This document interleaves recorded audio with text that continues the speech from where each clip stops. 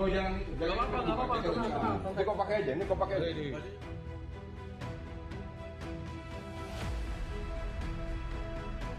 Kopassus hajar letkol gadungan, lihat saja korbannya sebanyak ini.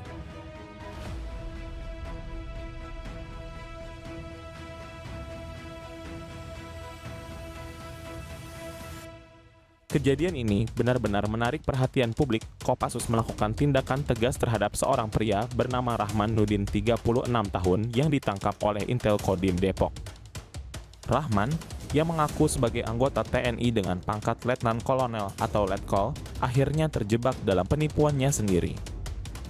Pelaku awalnya ditangkap oleh intelijen militer saat masih mengenakan seragam palsu TNI. Kejadian ini tidak hanya menghebohkan, tetapi juga menunjukkan betapa berani dan nekatnya seseorang bisa berpura-pura sebagai seorang perwira tinggi dalam militer. Saat tim Intel Kodim Depok mendatangi rumah Rahman, mereka mendapati dia masih memakai seragam palsu TNI dengan atribut yang seharusnya dikenakan oleh seorang letkol. Tentu saja, penampilannya yang menyerupai anggota militer senior ini mengejutkan para petugas yang terlibat dalam penangkapan ini. Namun, apa yang mendorong Rahman untuk melakukan hal ini? Seluruh kejadian ini bermula dari aksi penipuan Rahman terhadap mantan camat Pancoran Mas.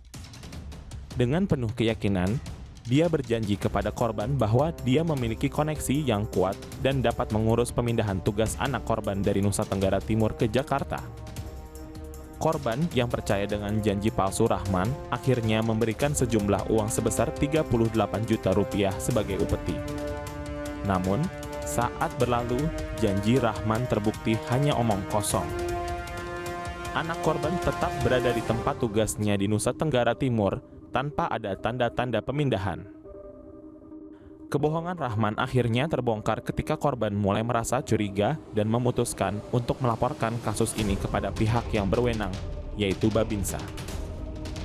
Dari situ, penyelidikan lebih lanjut pun dimulai dan pelaku, Rahman Nudin, akhirnya ditangkap pada malam Jumat yang sama. Selanjutnya, dia segera diserahkan ke Polres Metro Depok untuk proses hukum lebih lanjut. Pertanyaan yang mungkin muncul adalah bagaimana Rahman bisa melakukan ini begitu lama tanpa terdeteksi. Bagaimana bisa seorang individu mengenakan seragam dan atribut TNI dengan begitu percaya diri dan mengakali orang lain? Ini menunjukkan betapa perlunya kehati-hatian dan pengawasan ketat dalam semua aspek kehidupan, terutama dalam hal keamanan dan pemeriksaan latar belakang individu. Kejadian ini juga memicu perdebatan tentang bagaimana seseorang dapat dengan mudah memanipulasi orang lain dengan janji palsu dan klaim palsu. Itu menjadi pengingat bagi semua orang untuk selalu berhati-hati dan skeptis terhadap tawaran yang terlalu bagus untuk menjadi kenyataan. Akhirnya, kejadian Rahman Nudin, si letkol palsu, mengakhiri karirnya yang penuh tipu daya dan kebohongan.